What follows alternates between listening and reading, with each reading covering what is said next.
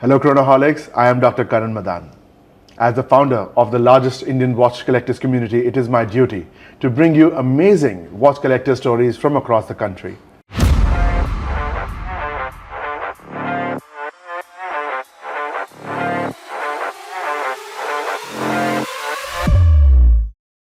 Today, our guest is Ms. Suparna Handa, the Managing Director of Sarita Handa. How are you doing, Suparna? Very well, and lovely to be here, and thank you for taking the time to actually meet me and my watch collection. Absolutely, it's such a pleasure to be here today and in amazing company, of course. Thank you. This is one of the premier luxury interior stores in the country, not just in the Delhi NCR region. So if you're in the area, do pay a visit. Thank you. Who is Suparna? Tell us about yourself. Well, Suparna is someone who is very passionate about what she does. And I think it shows in the space. I joined the business, so my mother started the business in '92 and I joined 2 years later. And have just loved what we do, all about building the company, building the brand, very passionate about people, passionate about the good things in life, as you can see, and love life. So yeah. That's me in a nutshell, and I love working.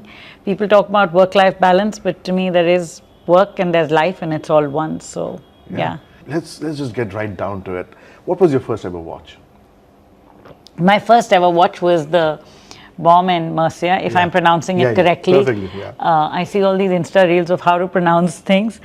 And I remember I bought it in Hong Kong with a very, very dear friend of mine, and I don't remember how much it cost, but it was a lot back then because I barely started in the business. So that was my first watch, and yeah, that's the story of that. How did you kind of get down to this watch? Because of the dual time zones, or what? I think I love, as you can see, I love brown. I love shades of tan. I love the leather, and I think there's something about leather which weathers over time, which I love. And it was the dual time zone, and just something really simple. And if you know it, you know it. So yeah, certainly. That was Bomb and Mercier is a watchmaker that if you know, you know. So it's a brand for the it's not a brand for the masses. It's a brand for the enthusiasts, for the connoisseurs of watch collecting who truly know what this brand is all about. I didn't know that when I bought it, but I guess I picked something right. Great start. There you go. So and then of course we'll move on to the other watches, which are absolutely phenomenal, I must say. But yeah, there's a certain charm to a leather strap, isn't it? Yeah, there is. And you develop your own stories with the leather strap, how it wears, how it deforms after many years of wearing as well. Have you changed the leather strap on this? Not at all. And I bought it like what? I must have been in my mid-20s.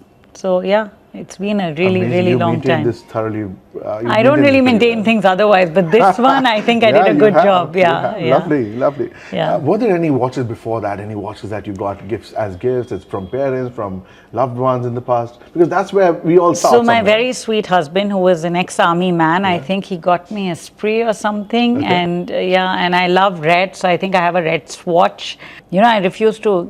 I got an Apple Watch, and I refused to wear it because I was like, no, I want something more special. So I just, no offense to Apple. No, none at all. Because we in fact thank the smartwatch industry for boosting the idea that a wearable is still very much relevant. So we spoke about your first watch, and before we get to the others on the table, I must compliment you on the absolutely smashing watch you're wearing on your wrist right now. Thank you, I love it. It's the Cartier Ballon Bleu. It's timeless design, obviously. Cartiers are kind of special in the watch world, not just in the watch world, but also in the jewelry world, as a design powerhouse, as a heritage watch brand.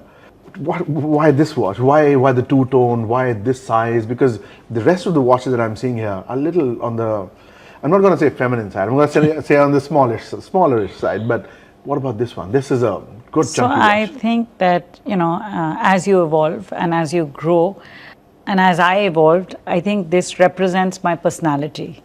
It's not dainty. I'm not a dainty person. I'm saying it myself, I'm bold, I'm audacious. And I think this watch just represents my personality more than any other watch that I have. So yeah, I love this watch, and it just stands for who I am. And I do really like Cartier, I have to say. Cartier is actually a big favorite in the community as well. I'm sensing a trend in your watches and your choices of watches, not just the bold style that you're wearing today, but also there's a taste for gold and a two-tone there. It's a steel and gold watch that you're wearing. Yes, yeah. There's a lovely Cartier tank that's there on the. No, this is actually the Panther. This is not even the tank. This is the Cartier Panther. With Mum has the tank actually. Yeah, lovely. yeah, Look at that. yeah. So Cartier runs in the family then. Yeah, it does. Yeah. But yeah. what would it take for you to wear this all gold watch over the two-tone, for example? So that I would wear, like if I'm going for a wedding or going for, if I'm wearing Indian clothes, I would do that. Yeah. This is my everyday. Every day? Yeah, I just, It's kind of not too flashy, but not yet understated, right? The banana blue that you're wearing. To me, it's a very understated watch, but I guess. Lovely watches, no question. Thank You you. also have a very rare Audemars Piguet here. It's an all-gold mesh bracelet with a diamond-studded dial as well as a bezel and embellishments on top. Tell us about this one. I don't think I walk in saying I'm going to buy this or I'm not going to buy this. I see something and I'm like, I like it and I buy it. Yeah. And again, I don't really change my watches. So you'll see me wearing this all the time, but there's something dainty and I think it appeals to another side of me. And it's just like you want to dress up something even more, then that's when I would, Very nice. So really, I just buy things that I like, and most of them are impulse buys. Like I don't walk in to say, I'm going to buy a watch today. I walk in and I see something and I'm like, okay, let's buy it. So that's the way I approach life as such. That's pretty cool, because as watch collectors, we tend to kind of dwell on things. We kind of overanalyze, which watch do I want next? Which watch fits my collection? We create an atmosphere in this country, in this hobby, where people come together, they look at stuff and they're like, okay, that speaks to me somewhere. I'm happy to hear that, and I feel very, very blessed that I can actually, but then the way I look at it, and that's not just for watches, that's my approach to life. I love bags, I love shoes, and I don't walk in saying, this is what I want. If it happens, it happens. And you have like a huge bag and shoe collection? I do have a very huge shoe collection. My bag collection in my world could be more, but I'm very happy with what I have. And I tend to take one thing and then I drag it till the end, and I will use it, and that's the way I like. That's the way it should be. It's very important to use the things that we buy. I firmly believe in that. Which one do you think, apart from the Bombay Mercier, which one would you think from your collection today? And let's not even talk about that one. That's your everyday watch. We totally get it. But which one do you think would you wear every day?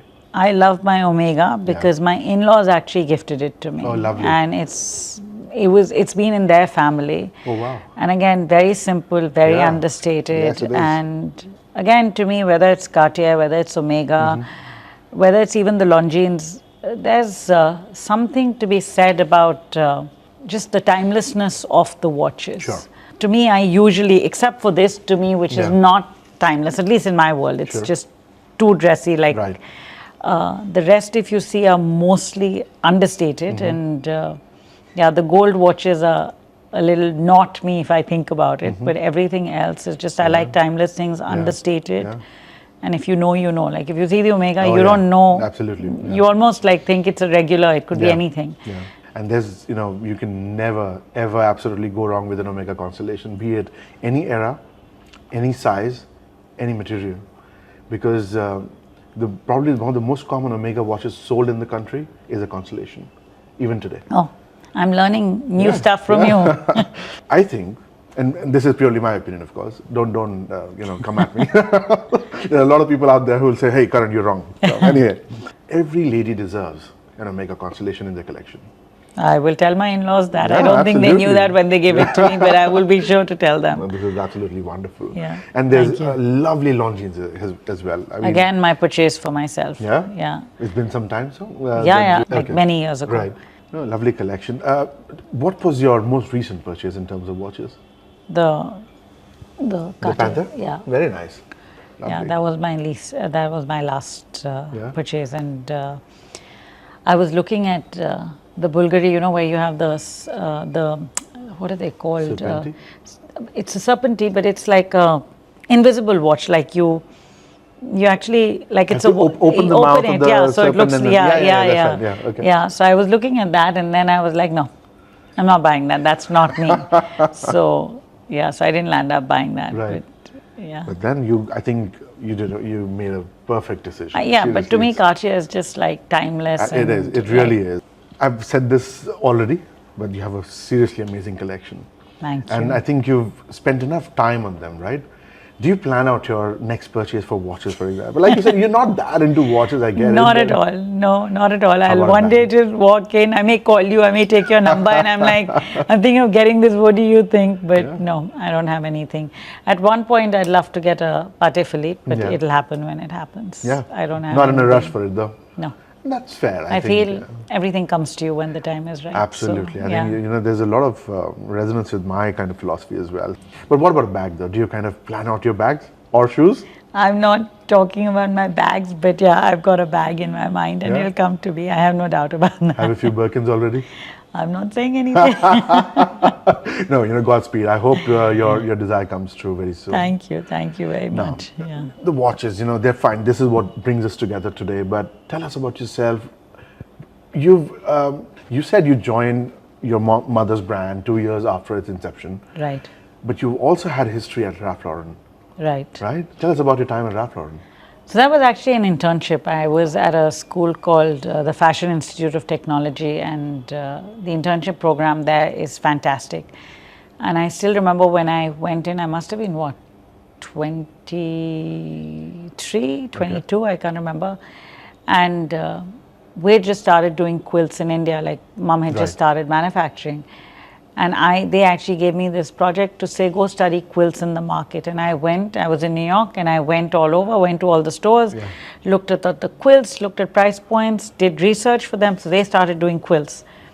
And we got our first quilt order from them, because when I came back home, we just did business with them. And it Lovely. was, I think what I learned from them in terms of just attention to detail, how to curate spaces. Sure. I was so inspired that in the organization we have like this resource book, and the icon on it it's called Ralph. Right. And somebody we work with in New York, kids around, and she calls me Ralph because I am just so inspired by Yeah. what he's done and his stores, and just it was a really, really good experience. Amazing. Has that played a lot of your, a lot into your aesthetic choices in the all these years? So I wouldn't say it's played into my aesthetic choices, but it's definitely played into my vision of business. Right. And I mean, when you look at Suparna Handa on the domestic side and the brand that we are building, the aesthetics of Ralph Lauren and Suparna Handa are very different. And I mean, every brand has to have its own reason for being. Sure. But I think what I'm inspired by is just how he curates spaces, Right. just the beauty of the spaces, and at one, like they do paint, or they used to do paint, bedding. Just love what they do. Is there some inspiration in the store today because of that? To the extent that when you see the legacy store, so Ralph Lauren is very Americana, and I think we are very rooted in our Indian craft and art, and done in a more contemporary way. So in that sense, it's there it's Americana and American culture and that history, and for me it's about our craft and our art, and I think that's from even at a cursory glance at your store, at the offerings that you have, it's pretty evident that it's local culture. It's our craftsmen, in fact, who are being promoted here. For us, the Indian artisan, Yeah. the Indian art, the Indian craft is something we're very passionate about. Yeah. The business was the base of the business when it started back in '92. Sure. Mom's whole thing was that I want Indian craft, Indian art, but done in an international contemporary way. So it's having product that people look at and they're like, oh, this is made in India with pride. Absolutely. And I think you stand for quality and you stand for design, and that's what sets one apart. Certainly, I mean, Not those- aping the West, but really Yeah, like having your own point of view. Absolutely, I think to have clear ideology of that sort was important then. It's still relevant now, and I'm pretty sure 30 years down the line, we're still going to be talking about the same thing. because the relevance of Indian culture is not going to go away at all. Yep, absolutely. Okay. There was also a stint at ABC Carpets. Yes, that was my first job. I had to wait for, I think, 5 hours to get that job. And it was in sales. Yeah. And you know how Indians are. Back then, when I called up mom to say I have a job at ABC in sales, she was like, "Tum sales ki job karoge?" And I'm like, but it was the best thing I did because I really learned the American consumer. Right. I learned to set up beds, and there's a way you set up a bed. Absolutely, yeah. So I learned that. I had a great time, and then I must have been there for 6-8 months, and then I remember I met a family friend of ours who said, "Your parents have started the business, they need you." I was like, okay, I packed my bags and I was back home. So, but it was a fantastic stint, and I made a very dear friend who's still a friend of mine. Right.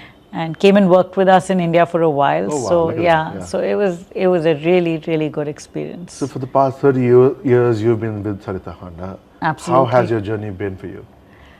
It's been great. I don't regret a day. And I always say I'm not in the business because it's my mother's business. I'm in the business because I really built it. Yeah. I'm technically second generation, but I started the business like 2 years later. So I feel I really built it with my mom. Right. And I have a fantastic relationship with her. It's, I think I'm very blessed. And she's a great mentor, very much still in the business. And it's been a really, really good journey. So no complaints. Wow. Yeah. Because it's not easy working with your parents as, maybe in a joint business, I guess. It isn't, and not only do I work with my mother, I work with my husband, I work with my best friend, and we have our share of fights. But at the end of the day, I think it's what you're creating. And I think that, if you stay with that, then everything's worth it. Yeah. For me, what we are creating is far bigger than any small disagreements we may have. Sure. And It's part of the process, isn't it? Yeah, absolutely. Yeah. I think one has to have the courage to be able to have the fight. People think, to me, having fights is good. Like, you disagree, you debate, you discuss. The more space there is to do that, the more one thrives. So that's my approach. Definitely, definitely. Tell me, what's your absolute favorite line of products in your stores? Your brainchild, your baby. That's like asking a mum what Which one's your favorite kid? Yeah. No, I love our textile wall art. I think it's really unique. I actually do like everything we do. I think there's a unique perspective, and not to sound arrogant at all, because I am not arrogant. But when people ask me who's your competition, I'm like, really nobody. Everybody has their own niche and they have their own place. I believe that what we bring is very unique and, is unique to what we bring. Sure. So, I think we stand for quality, we stand for design, and we really stand by our product. I've had, people have had our quilts for 10 years, 12 years. Wow. It doesn't bleed, it doesn't shrink, it doesn't fade. In some sense, it's not a good thing in the world today, but really people talk about sustainability. To me, that's sustainability. That is sustainability. In fact, and that's where watches have a big role to play. A well taken care of watch will last many generations. Yeah, I can see that now with my There you go, mom. exactly. And I'm actually surprised. Just to kind of touch back on it, I am taken aback by the quality of the leather strap, because I see a lot of people who wear watches and leather straps, especially in the Delhi weather. They kind of tend to destroy the leather strap. It happens. It's a very natural process. But it's been taken care of. It's still going strong. It has so much life in it. Well done. Thank you. Thank you. So where does the creativity come from? The creativity is between mum, it's between me, and then your whole environment. So we have a very, very strong design team. Lovely. And we have really a good team. Wonderful. Very passionate. And how does Suparna Handa also play a role in the business? Oh my God, she definitely, I won't tell you her age. I was just going to blurt it out, and I'm like, wait a minute, I'm actually on, I'm being interviewed. But so she's at work every day. She loves design, and she and I work really closely together. We co-create a lot. And she went through cancer in 2015. And she would come into work every day except for the days she had chemotherapy. So just very inspiring person to work with. And she has a point of view. I'm sure if she walked in right now into the store, she'd find something there wasn't. Is a perfectionist and is relentless, but it's good to have her. because then she's always challenging us Sure. and, how do you do better? How do you do the CSR activities on your behalf? So the CSR activities in our company are really led by me. I've cherry-picked, so we're sponsoring 2 schools in Gurgaon. We're sponsoring a lot of schools in the Uttarakhand region. They're up in the hills, and I've cherry-picked each one to make sure that our money is going to the right place. Right. Very involved in what we do, and to me, education is the best way to really. Absolutely. When you manufacture in a country like India, there's of course the CSR aspect of it, which you do outside of your organization. Right. But to me, businesses like ours have a lot of purpose in just their sheer existence. Certainly. And off of this, I'd love for you to come and see the factory. We have at least 1,000, 2,000 people working for us. Amazing. And I think that's what keeps me going with everything that's going on with the tariff situation. Is something that keeps me going, and I'm like, we've got to beat this situation. Is like when I see everybody in the factory and how many people rely on you. Sure. So beyond a point, it isn't about you. It's about absolutely. everybody who works with you. It's something about building something bigger than yourself. I so agree with you. I'm so on your page. Yeah. This is a question that's been on my mind for since we started this conversation. How do you bring together Indian craft, make it contemporary, and then market it to the modern world? So I think India's changed a lot, and we travel a lot. There's a lot of exposure, and I feel like if you see the pillow that's behind you, it's a crewel stitch. It's a regular crewel stitch, and it's done in a more contemporary way. Yeah. And how do you take Indian craft and do it in a more contemporary way? And if you see the legacy store, it's done in like this global way, which is still not Indian per se, the Suzanis or the Ikats. And how do you take Indian techniques but just give it, and it's in the play of the color, it's in the play of design. Sure. And to us now it just comes absolutely naturally. And I think that's what sets Suparna Handa apart, and always has. Yeah. And I mean, you can take a block print and you can do block printing, which is rooted in Jaipur or in Rajasthan, but it's in the play of colors. How do you mix colors? Right. And when you think of India, you think of reds and yellows, but how do you take, I don't know, something like what I'm wearing and then mix it into textiles? So I think that's your USP. Yeah. Let's do a kind of a couple of questions, quick fire questions. Sure. Between, if you're dressing up for a soiree, what would you wear, a bangle or a watch? Both. Both? Yeah. Oh, that's pretty amazing. Yeah. People would either choose one or the other, but both. Yeah, that's nice. Gold or steel? Steel as of right now. Yeah. I'm a steel kind. But what about two-tone in there somewhere? That kind of is two-tone, yes. Perfect blend of both sensibilities. Yeah. That actually, Yeah? Yeah. What kind of a person are you? Are you a cocktail kind of a person, or are you a laid-back whiskeys and kind of person? I'm like intimate settings. Yeah. Few people. If I have to do cocktails, I'll do them. But people invite me, and I'm like, oh my God, I need to go out. I'd rather meet with a friend over a drink or a coffee and one-on-one and deep conversation and meaningful conversation. That's the kind of person I am. So more coffee or tea? Coffee. I'm very much a coffee girl. Last, and this is something I'd really like to ask almost everyone I meet. What is your definition of luxury? To me, luxury is just tastefully done, mindful, beautiful spaces, and just timeless. To me, that's luxury. Yeah. That's amazing. As a data point, we know that we have a lot of women watch collectors out there in the community as well. But since I'm not going to say this is a male-dominated hobby, I'm just going to say that the male participation is very high. How do we get these women to kind of come forth and share their passion with us? I totally understand that it may not be the technical aspects of watches that women get attracted to. I know for a fact that it's mostly aesthetic. Mostly. That's the kind of the pull-in factor as well as the purchase decision-making factor. But we want more women. We know that they're out there. We want more women to participate. How do you think we can achieve that? Look, you inspired me.